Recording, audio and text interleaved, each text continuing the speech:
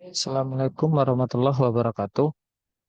Pada pertemuan kali ini kita akan membahas bagaimana cara menulis artikel sesuai template jurnal pada program pelatihan menulis Ajil Aceh Journal of Islamic Law. Nah, pada cover ini saya memberi contoh ada gambar labirin.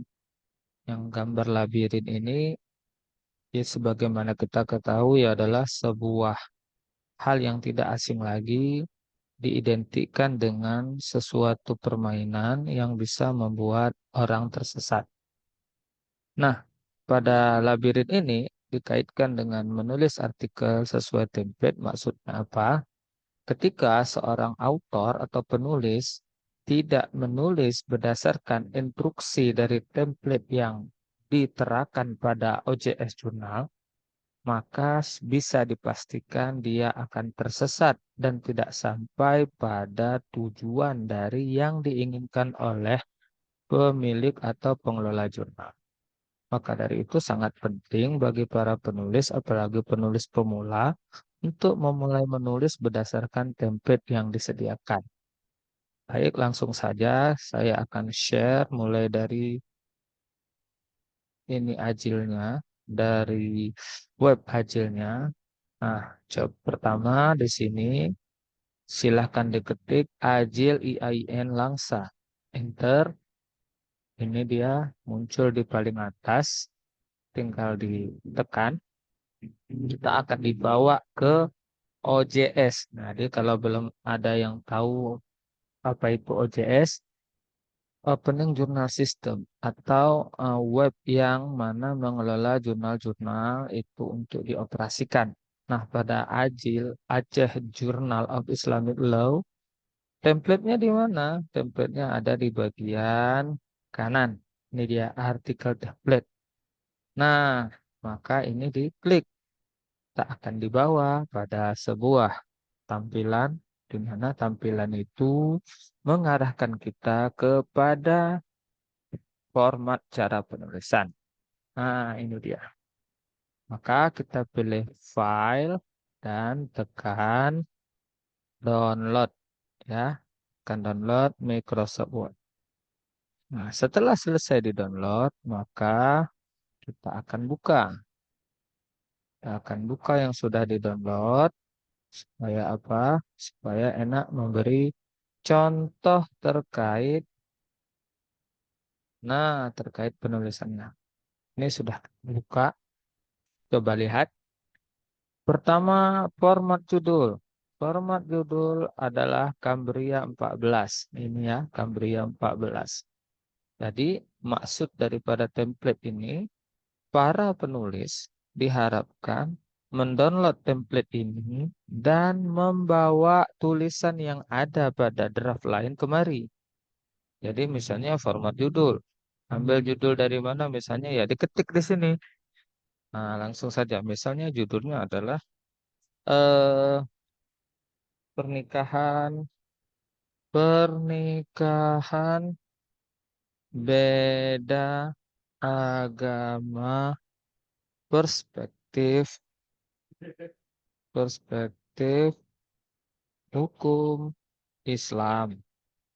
Nah, seperti ini ya. Nah, ke bawahnya sudah nggak dipakai, tinggal di delete. Nah, jika ada judul kecil bisa dibuat. Misalnya studi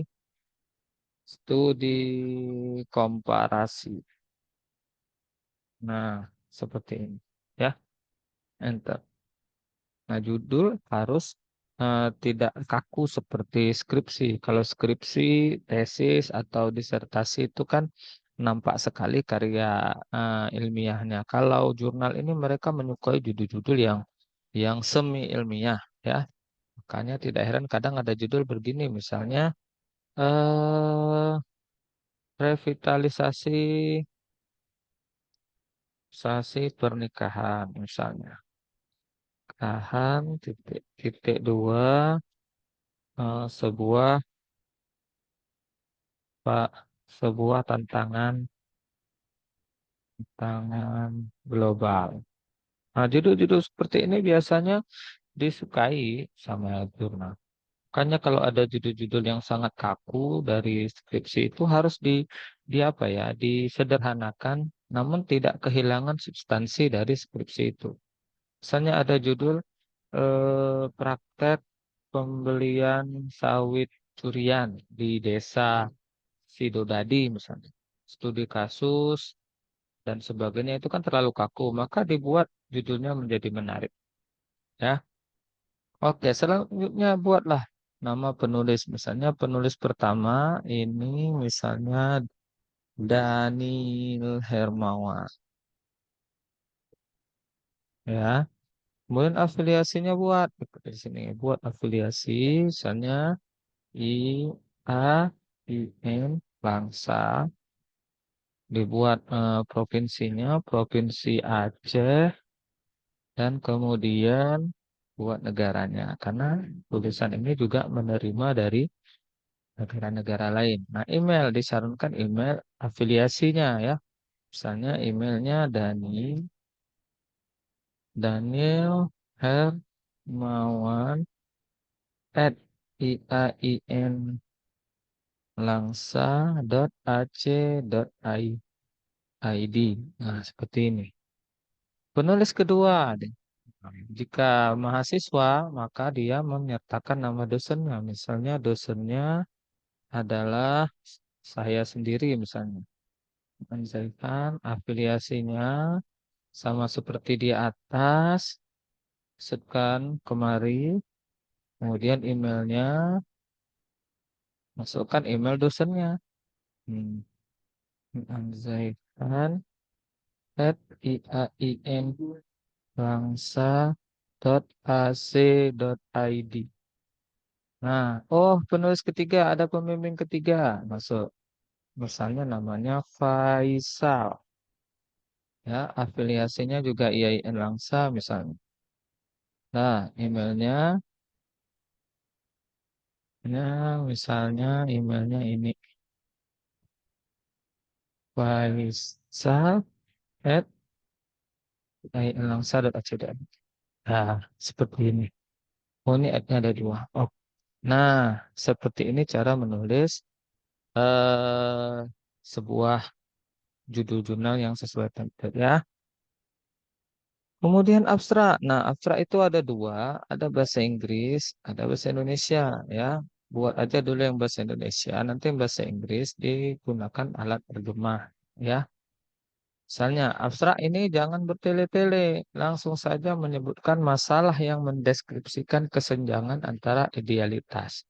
Jadi, idealitas ini seharusnya dengan realitas yang terjadi pada penelitian. Bagian ini sebaiknya menyebutkan gap penelitian atau novelty. Selanjutnya, diikuti dengan menyebutkan metodologi penelitian secara singkat. Terakhir, mencantumkan temuan atau hasil penelitian secara singkat, namun mewakili jawaban masalah secara umum. Abstrak terdiri dari tidak lebih dari 200 kata. Abstrak harus ditulis dalam versi bahasa Inggris dan bahasa Indonesia. Nah, ini tinggal ditulis saja. Bagi yang sudah ada skripsinya, ya tinggal disesuaikan dengan format ini. Ya, misalnya kesenjangan antara idealitas dan realitas. Kalau dari judul ini, revitalisasi pernikahan, sebuah tantangan global. Nah, misalnya pernikahan di zaman sekarang itu pernikahan seharusnya adalah sesuatu yang bersifat sakral. Tetapi yang terjadi di masa modern adalah seringkali pernikahan itu dibuat untuk konten, misalnya dibuat untuk hura-hura, dan ada sebagian yang pernikahannya itu palsu. Nah, itu dijelaskan. Nah, kemudian disebutkan gap penelitian. Gap penelitian itu apa? Novelty. Nah, penelitian ini belum pernah dibahas sama sekali. Disebutkan apa itu, kenapa belum pernah dibahas.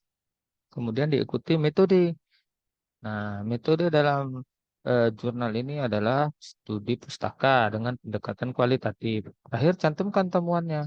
Nah, temuan ini kalau pada skripsi adalah ringkasan padat dari kesimpulan. Ya, hasil penelitian menyebutkan bahwasanya pernikahan di era modern itu sangat identik dengan apa ya? identik dengan sosial media dan sebagainya. Dan sekerap kali pernikahan yang sifatnya dipublis secara konten atau diviralkan, pada akhirnya mereka juga akan mengalami eh, ke, apa ya, putus ya atau perceraian yang juga nanti viral untuk dikontenkan, sehingga seringkali terjadi hal-hal yang tidak baik. Itu contoh, ada juga pernikahan yang dikontenkan tapi berjalan baik. Tapi ada ya orang yang membuat konten pernikahannya luar biasa, juga cerainya juga luar biasa. Nah, sebaiknya kata kunci terdiri dari tiga kata. Nah, makanya misalnya tadi revitalisasi pernikahan, maka ditulis di sini. Misalnya ditulis revitalisasi, revitalisasi, koma, pernikahan. Nah, ini sesuaikan dengan judul global. Nah, boleh tiga, empat, atau lima. Pendahuluan. Nah, pendahuluan ini apa? Pendahuluan adalah latar belakang. Ya, latar belakang masalah itu dijelaskan di sini. Ya, nah, pengantar ini harus punya gagasan utama, konteks dan latar mengapa topik ini penting. Ini yang dan selain itu info tersebut harus mungkin seperti pengalaman untuk meski studi. Nah, ya, pendahuluan sebaiknya berkisar satu lembar full itu minimal dan tiga lembar full maksimal. Sistem pengutipan menggunakan format footnote atau kalau menggunakan aplikasi itu Chicago Manual Style 7 TH Edition. Ya, nah ini kayak gini dia kalau model footnote-nya. Pertama nama penulis, titik dua, ini petik dua, judul tulisan, nama jurnal miring, ya, nomor jurnal, volume jurnal, tahunnya dan doinya. Nah, ini cara mengutip. Kalau pakai aplikasi ini otomatis langsung begini. Nanti pada pertemuan selanjutnya ada video cara menggunakan aplikasinya. Nah, ini latar belakang dan paling penting latar belakang adalah menjelaskan kesenjangan seharusnya dan yang terjadi di lapangan.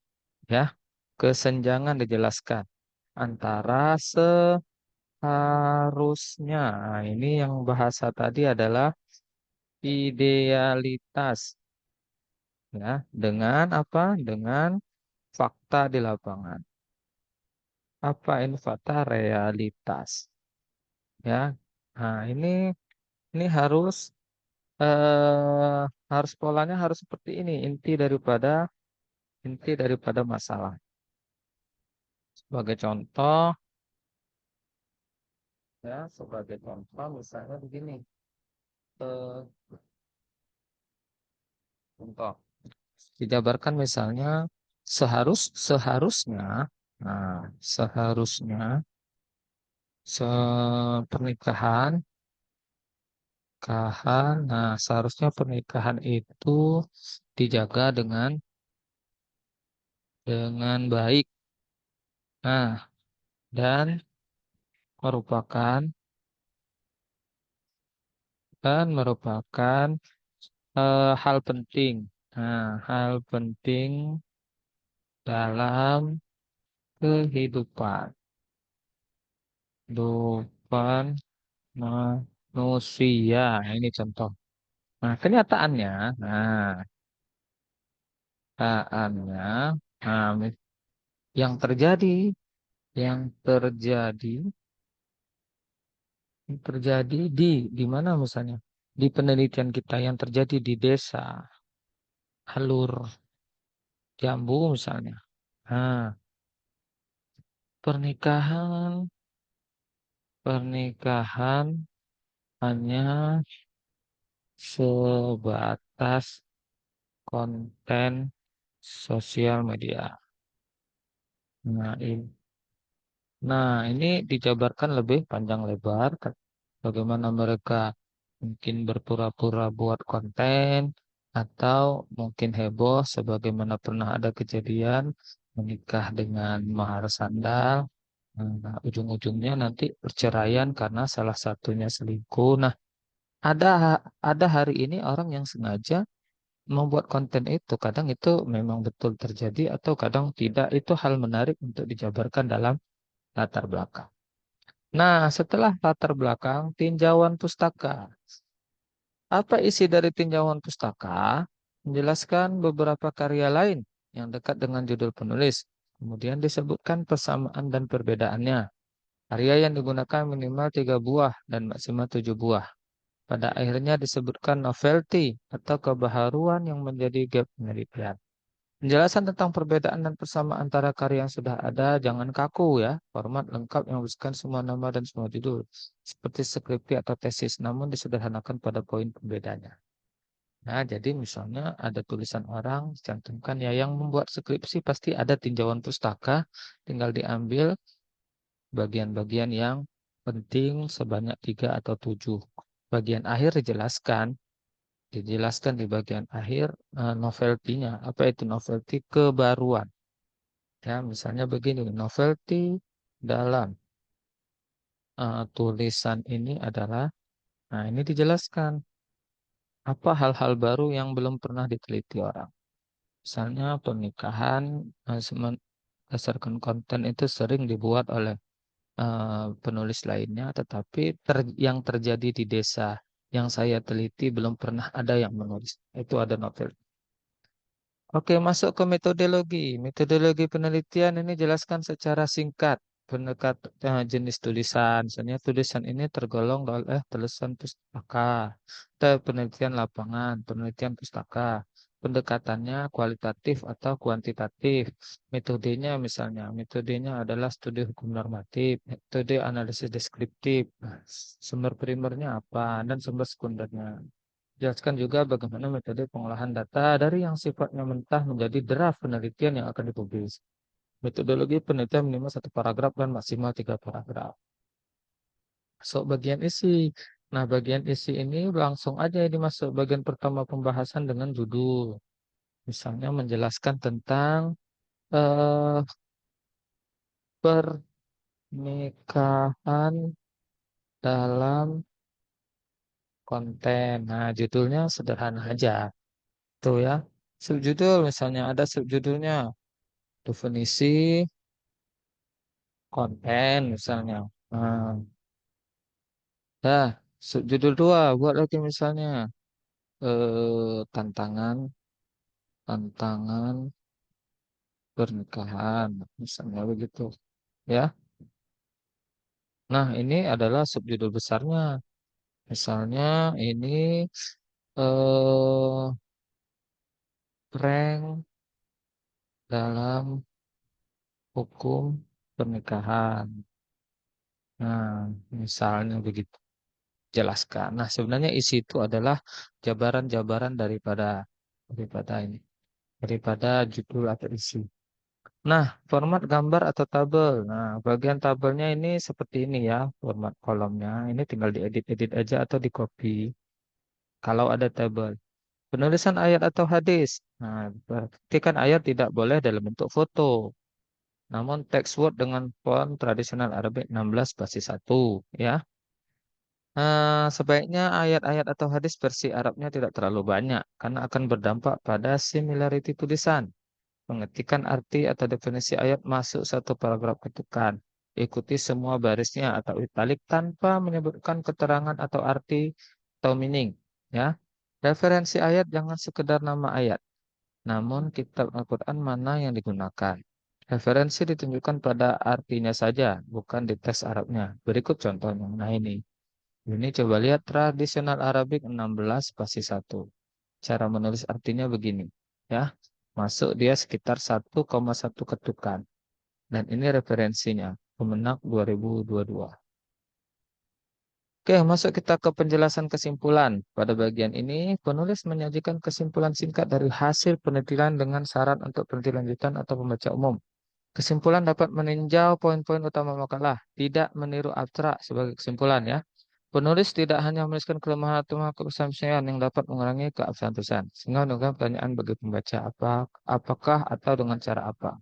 Keterbatasan dalam petikan mungkin telah mempengaruhi hasil kesimpulan. Keterbatasan menentukan penelitian itu tempatnya. Penulis harus memberikan jawaban atas pertanyaan. Apakah ini masalah dengan kesalahan metode versus sebaiknya ya? Lazimnya kesimpulan hanya terdiri dari dua paragraf saja dengan tiap paragrafnya dari 6 atau 8 baris. Jadi kesimpulan ini jawaban dari masalah pada latar belakang. Referensi, citasi yang menggunakan aplikasi Mendeley atau Zotero dengan jenis tadi adalah Chicago Style ya. Ini masih apa style? Chicago Style. Chicago Style. Ya, 17 TH Edition. Persepsi referensi sebaiknya memiliki unsur yang lengkap ya. Untuk jurnal sebaiknya memiliki kriteria yang tidak boleh ditinggalkan. Nama penulisnya, tahun terbitnya, judul tulisannya, penerbit, volume, nomor, halaman, dan doi ya. Ini harus ada. Ya, jenis pilihan bara referensi sebaiknya kapitalis S word. Jadi besar di awal kata. Jangan besar semua. Referensi sebaiknya 75% adalah jurnal dengan terbitan 3 tahun terakhir. Dimaklumi jika bukan terbitan 3 tahun terakhir, khususnya untuk buku babon atau primer. Jadi kalau buku babon misalnya kitab Faslul Makal Ibnu Rus, ya itu boleh tahunnya lama karena tulisannya tentang kitab itu. Misalnya kitab Ihya Ulumuddin Al-Ghazali ya juga boleh karena tidak mungkin ada 3 tahun terakhir ya. Nah, referensinya juga diharapkan mensitasi referensi internasional Scopus minimal 3 buah. Berikut contoh pengutipan referensi dari daftar pustaka ya. Meskipun penjelasan cara referensi terpisah dalam pelaporannya harus digabung. Jadi digabung. Membuat yang asli nanti digabung, jangan dipisah gini ya. Nah ini jurnal, cara nulisnya begini. Buku cara nulisnya begini, undang-undang begini, wawancara begini. Ketentuan tambahan. Tulisan draft di template ini tanpa merusak formasi pada pengaturan template-nya. Jadi header dan footernya biarkan saja, nggak usah diedit-edit. Itu tujuan edit dulu editor. Dua jumlah kata minimal 5.000 kata dan maksimal 8.000 ya. Jenis tulisan secara visual adalah Cabria 12. Format alfabetnya induktif ya dari buku khusus. Minimal naskah itu tidak copy paste ya 30%. Kalau di atasnya nanti disuruh kecilkan atau dikembalikan. Ya, kemudian jika penulis berasal dari Indonesia, tulisan asli versi bahasa Indonesia yang wajib digunakan untuk penyitaan meliti. Ya, kadang ada yang ngirim bahasa Inggris, harus kirim bahasa Indonesia juga, kecuali memang orang dari luar Indonesia. Oke, sampai di sini saja penjelasan cara menulis berdasarkan template. Semoga bermanfaat. Saya sudahi dengan wabillahi taufiq wal hidayah. Wassalamualaikum warahmatullahi wabarakatuh.